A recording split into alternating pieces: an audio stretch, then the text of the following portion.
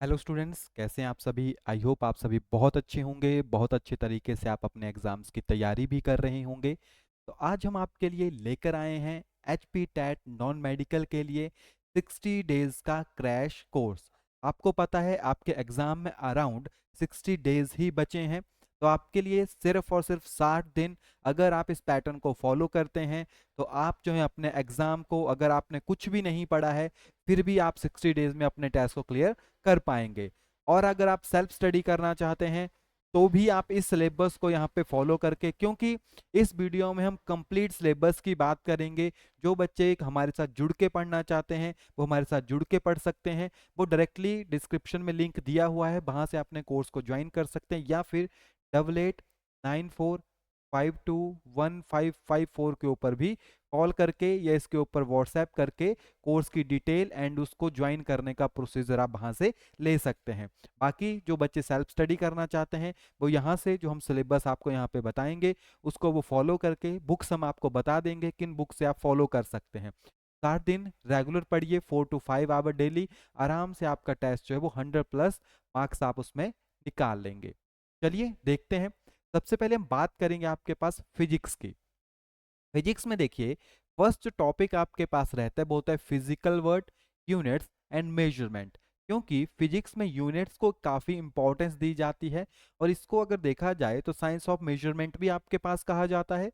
इसमें यूनिट्स बहुत इंपॉर्टेंट हो जाते हैं आपके पास, चाहे ड्राइव्ड यूनिट्स हो गए, डिफरेंट डिफरेंट फॉर्म्स में हो गए, वैल्यूज आपके पास हो गई। फिर आपके पास motion in straight line, motion in plane, फिर लॉ ऑफ मोशन जिसमें न्यूटन्स के आपके पास लॉ आ जाते हैं। वर्क क्या होता है, एनर्जी क्या होता है, पावर क्या होती है, ये सारे कॉन्सेप्ट आपको समझ आने चाहिए। देन नेक्स्ट जो टॉपिक रहता है system of particle and rotational motion. अगर आपके पास कोई हार्ड एंड रिजिड बॉडी है तो जब वो आपके पास मूव करेगी किस तरह का मोशन वो आपके पास एक्वायर करती है। ग्रेविटेशन मोस्ट इंपॉर्टेंट चैप्टर है आपके पास। मैकेनिकल प्रॉपर्टी ऑफ मैटर जिसमें आपके पास सॉलिड आ जाता है। मैकेनिकल प्रॉपर्टी ऑफ फ्लूइड को आप स्टडी करते हो। नेक्स्ट आपके पास thermodynamics, kinetic theory of gases, ये आपको पढ़ना बहुत ज़्यादा ज़रूरी है।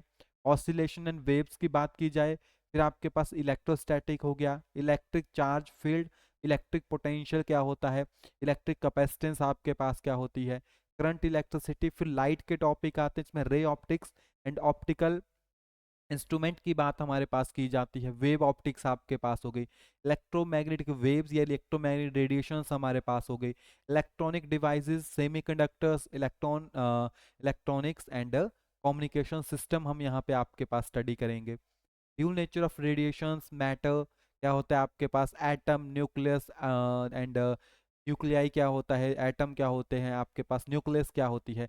ये जो टॉपिक है अगर देखा जाए आपके पास तो केमिस्ट्री के साथ भी थोड़ा सा जो स्ट्रक्चर ऑफ एटम आप पढ़ते हो उसके साथ कंबाइन हो जाता है। तो अगर आप केमिस्ट्री में इस टॉपिक को पढ़ रहे हैं तो आप यहाँ से इस टॉपिक को स्किप कर सकते हैं। फिर आपके पास मैग्नेटिज्म एंड मैग्नेटिक मटेरियल की बात आती है, electromagnetic induction, alternating current and solar system. तो ये 20 चैप्टर कह सकते हैं, 20 टॉपिक्स कह सकते हैं। मिनिमम कम से कम हर एक टॉपिक जो आपको यहाँ पे दिख रहा है 2 से 3 दिन इसको मिनिमम लगते हैं आपको पढ़ने के लिए, अगर आप 1 आवर देते हो। लेकिन अगर आप टीचर्स से प्रेफरेंस के साथ पढ़ रहे हो तो आपको मिनिमम इसमें, जैसे अगर आप ज़्यादा से ज़्यादा मान लो तो बहुत से ऐसे टॉपिक भी होंगे, जैसे यूनिट्स की बात हो जाए तो आपके एक दिन का जब बात है, ये 1 डेढ़ घंटे की क्लास इसमें हो जाती है। आप बात करें मोशन स्ट्रेट लाइन की तो टोटल जो आप यहाँ पे देख पा रहे हैं कितने आपके पास 20 है। तो तकरीबन आपके पास 30 आवर्स जो हैं आपके लिए सफिशिएंट है अगर आप इनको पढ़ रहे हैं किसी टीचर्स की निगरानी में, है ना। अगर आपको कोई गाइड कर रहा है, कोई गाइड है आपके पास, कोई आप कोचिंग ले रहे हो तो आपके लिए 30 आवर्स बहुत हैं। 30 आवर यानी डेली के एक एक घंटा आपका पूरा का पूरा सिलेबस कंप्लीट हो जाएगा। लेकिन अगर आप खुद पढ़ रहे हैं, सेल्फ स्टडी कर रहे हैं तो 30 आवर्स में यानी 30 आवर्स में आपसे नहीं होगा। आपको थोड़ा सा इसमें ज़्यादा जो है वो मेहनत करनी पड़ेगी।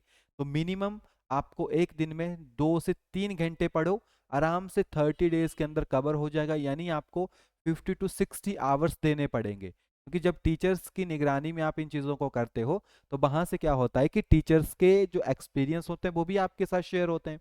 क्लियर? अगर आप इसको कर लेंगे तो 30 आउट ऑफ 30 फिजिक्स के आपके कहीं नहीं जाएंगे।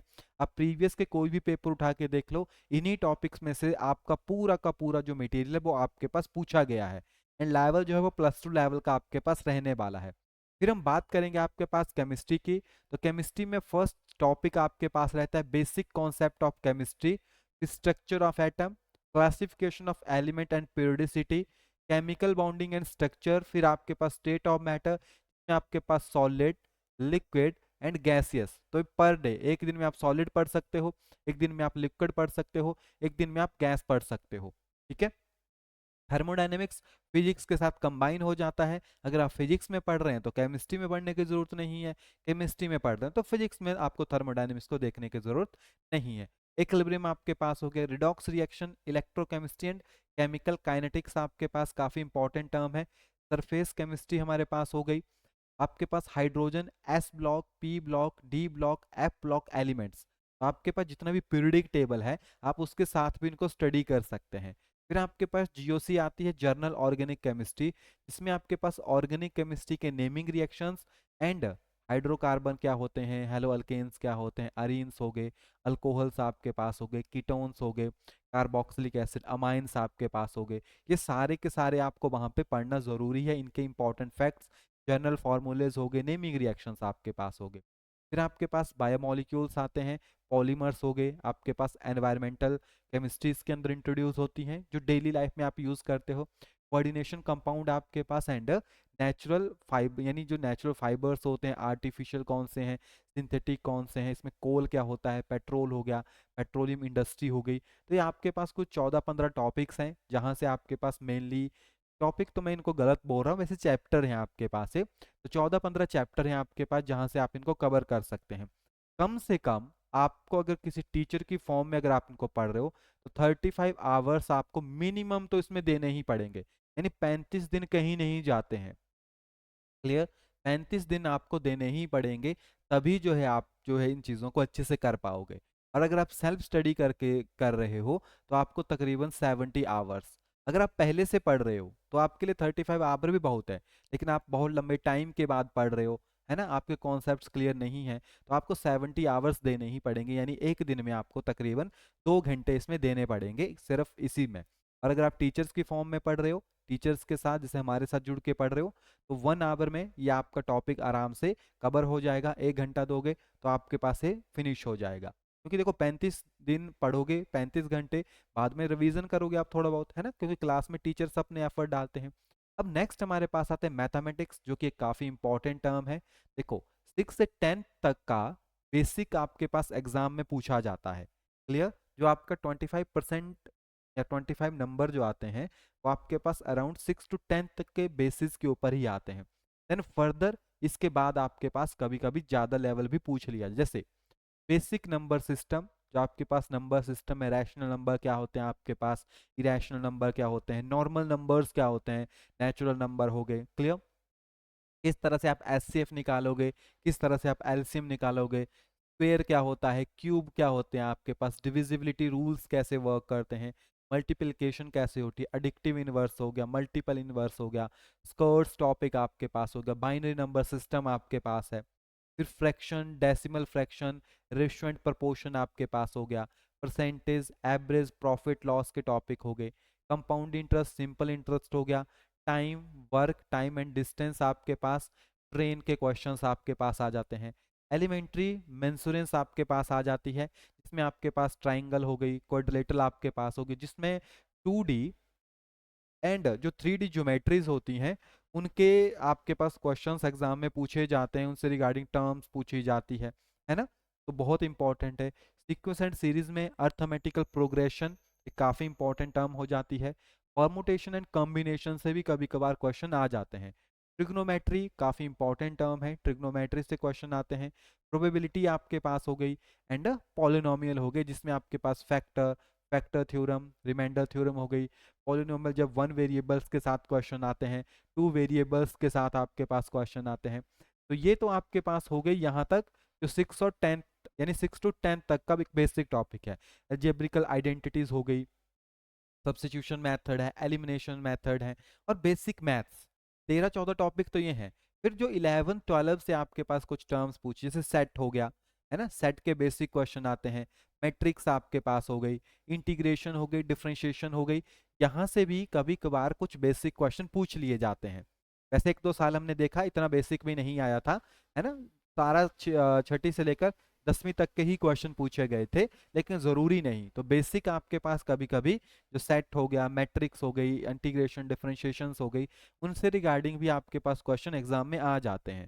तो ये भी एक काफ़ी इंपॉर्टेंट है। अब देखो ये बहुत लंबा टॉपिक नहीं है, आपके लिए मैथ्स में ज़्यादा प्रैक्टिस मैटर करती है। तो अगर आप 15 आवर्स इन टॉपिक्स के सिर्फ नोट्स बना लो, है ना, जो आपके पास नोट्स हैं, फॉर्मूलेज हैं इंपॉर्टेंट, थोड़ा सा इनके समझ लो, तो 15 आवर्स सफिशेंट है आपके पास।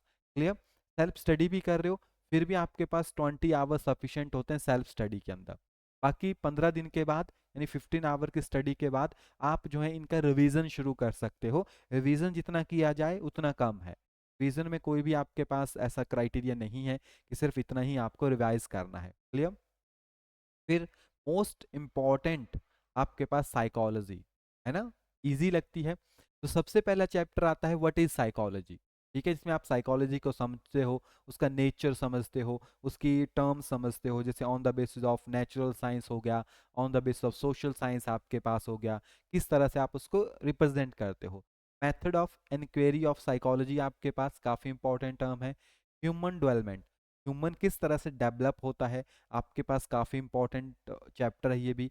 सेंसरी अटेनेशंस एंड परसेप्चुअल प्रोसेसेस के बारे में हम बात करेंगे। फिर नेक्स्ट काफ़ी इंपॉर्टेंट लर्निंग की थ्योरीज हैं, जिसमें जैसे मॉस्लो की थ्योरी हो गई, थॉरनडाइक हो गया, वॉटसन हो गए, पेवलॉव हो गया, ओहलर आपके पास हो गए, B F Skinner, Bandura, Carl Roger हो गए, सिगमंड फ्राइड आपके पास हो गए, पियाजे हो गए, वाइगोस्काई हो गए, कोहलबर्ग, इरिक इरिक्सन हो गया। फिर आपके पास कुछ थिंकिंग की टर्म्स होती हैं। तो ये सारा का सारा लर्निंग की थ्योरीज के अंडर आपके पास हम पढ़ लेते हैं। वैसे तो कुछ थ्योरीज मॉरलिटी की भी है, लेकिन हम इकट्ठा ही सभी साइकोलॉजिस्ट को स्टडी करते हैं ताकि हमें थ्योरी समझने में आसानी हो।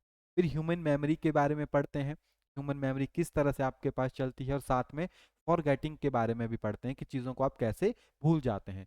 थिंकिंग प्रोसेस हो गई आपके पास, मोटिवेशन एंड इमोशन हो गया, वेरिएशन इन साइकोलॉजिकल एट्रीब्यूट, जिसके अंदर हम आईक्यू को स्टडी करते हैं। इन कंप्लीट आईक्यू की टर्म्स आपके पास हो गई। सेल्फ एंड पर्सनैलिटी में सेल्फ हो गया, एटीट्यूड हो गया, एप्टीट्यूड आपके पास हो गया, पर्सनैलिटी क्या होती है, पर्सनैलिटी के टेस्ट किस तरह से आपके पास होते हैं, उन सबको हम यहाँ पे आपके पास स्टडी करते हैं। एंड साइकोलॉजिकल डिसऑर्डर में आपके पास जैसे डिसऑर्डर हो गया, थेरेपेटिक अप्रोचेस किस तरह से आपके पास वर्क करती है, और बहुत से डिसऑर्डर को किस तरह से आइडेंटिफाई करना है। इंटेलिजेंस आपके पास स्टडी करते हैं, क्रिएटिविटी एंड इंटरेस्ट को स्टडी करेंगे। क्लियर? तो ये बेसिकली चाइल्ड डेवलपमेंट का पार्ट हो गया। फिर आपके पास जैसे पेडागोजी का पार्ट आता है, child centred education and progressive education, gender role आपके पास हो गया, यहाँ पे जेंडर बायास आपके पास हो गया, असेसमेंट एंड इवेल्युएशन आपके पास है, इंक्लूसिव एजुकेशन हो गई, teaching and learning process and उसके कौन से डिफरेंट डिफरेंट मेथड्स आपके पास हैं, education system in India, and कुछ स्पेशल टर्म है जो कि आप PYQ में आपके पास पूछी गई हैं, तो ये कुछ आपके पास सिलेबस है। फिर बात रही आपके पास HPGK एंड इंडियन जीके की, तो ये सब बहुत ही ब्रॉड है, इसको आपको कम्प्लीटली थ्योरेटिकल वे में ही पढ़ना पड़ता है। लेकिन 60 डे में हम कोशिश करते हैं कि मोस्ट इंपॉर्टेंट टॉपिक्स को आपके पास कवर किया जाए। लेकिन जीके के लिए आप साथ में अगर बुक्स को फॉलो करें बहुत अच्छा रहेगा। क्लियर? तो आप देखें यहाँ पे 20 है, तो ये 20 डेज की आपके पास बेसिकली चैप्टर है, कुछ चैप्टर बहुत इजी भी हैं। तो हम मान सकते हैं कि 20 आवर्स अगर आप कंप्लीट स्टडी करते हैं किसी कोच के अंडर, तो आप आराम से 20 आवर्स के अंदर अपने इस पूरे के पूरे जो सिलेबस है उसको फिनिश कर सकते हैं। और यहाँ से जो ये सिलेबस आपको बताया गया है 120 मार्क्स का आता है, और आप प्रीवियस का देख लो तो अराउंड 100+ मार्क्स आपके इन्हीं टॉपिक्स में से आराम से बन जाते हैं। और बाकी बच गया जीके, तो अगर आप इसमें एक जर्नल स्टडी भी करते हो तो 15-20 नंबर आपके कहीं नहीं जाएंगे। तो 100+20 भी अगर आप जोड़ते हो तो 120 मार्क्स आपके आराम से आ जाएंगे आउट ऑफ 150। और अगर आप प्रॉपरली अच्छे से स्टडी करते हो तो 120 में से आप अच्छा स्कोर कर सकते हो, जीके में भी आप काफ़ी अच्छा स्कोर जो वो लेके आ सकते हैं। क्लियर? चलिए, तो आज जो हमने यहाँ पे डिस्कस किया वो आपके पास कंप्लीट सिलेबस है। केमिस्ट्री का सिलेबस चाहे आपके पास मेडिकल हो नॉन मेडिकल स्ट्रीम हो, दोनों के लिए सेम रहने वाला है। साइकोलॉजी का सिलेबस कोई भी आपके पास किसी भी स्ट्रीम से रिगार्डिंग है उन सब के लिए भी वो सेम रहने वाला है। तो अगर आपकी कोई भी क्वेरीज हैं तो कॉन्टैक्ट नंबर हमने यहाँ पे शेयर किया हुआ है 8894521554। इसके ऊपर व्हाट्सएप करके आप अपनी इंफॉर्मेशन ले सकते हैं। बाकी वी आर अकेडमी की एप्लीकेशन का लिंक डिस्क्रिप्शन में दिया हुआ है, वहाँ पे जाके भी आप अपने जो कोर्स है उसको ज्वाइन कर सकते हैं। कोर्स का लिंक जो है वो डिस्क्रिप्शन में प्रेजेंट है। क्लियर? तो वहाँ से जाके आप डेमो क्लासेस भी देख सकते हैं, प्लस साथ में जो है आप अपने कोर्स से रिगार्डिंग इंफॉर्मेशन जो है इस नंबर के ऊपर कॉन्टैक्ट करके ले सकते हैं। चलिए तो मिलते हैं आपके पास नेक्स्ट वीडियो में, तब तक के लिए thank you and have a nice day.